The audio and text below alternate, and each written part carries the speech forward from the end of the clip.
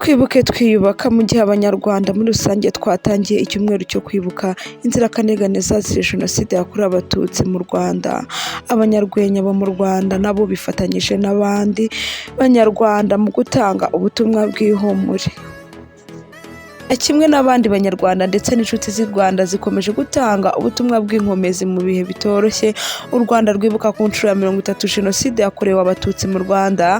Abanyarwenya barimo abakunzwe cyane hano mu Rwanda no hanze batanze ubutumwa bugaruka ku gisobanuro cy'imyaka 30 ishize, ari nako bakomeza Abanyarwanda muri rusange.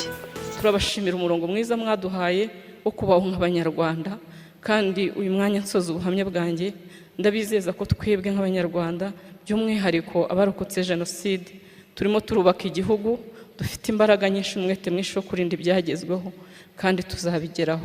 Dr Nsabi yagize ati Jenoside yakorewe Abatutsi mu Rwanda mu 1994 yakabaye umurunga agahinda n'amarira bidashira, ariko ayo mateka ntatubuze gutera intambwe twese duharanire ko bitazongera ukundi. Twibuke twiyubaka. Kiramani we yifashishije amashusho ya filimi ingaruka ku mateka mabi ya Jenoside yakorewe Abatutsi mu Rwanda, anagaragaza ko yitwa Above the Blove. Yagize ati urwango rwarabibwe rurahemberwa rutizwa umurindi n'abitwaga abayobozi. Twibuke twiyubaka ntibizongere ukundi. Abahutu hano, Abatutsi hariya, twese turi Abanyarwanda, nta muhutu uri hano nta n'umututsi uhari.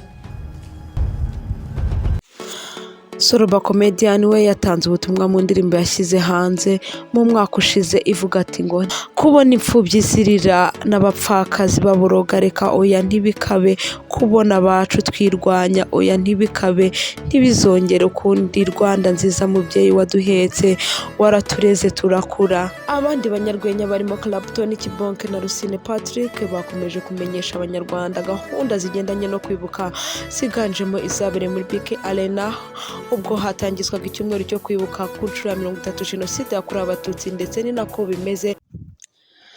Urumuri rw'u Rwanda n'urwanjye nawe, n'urumuri rutazima, n'urumuri rw'ubuzima.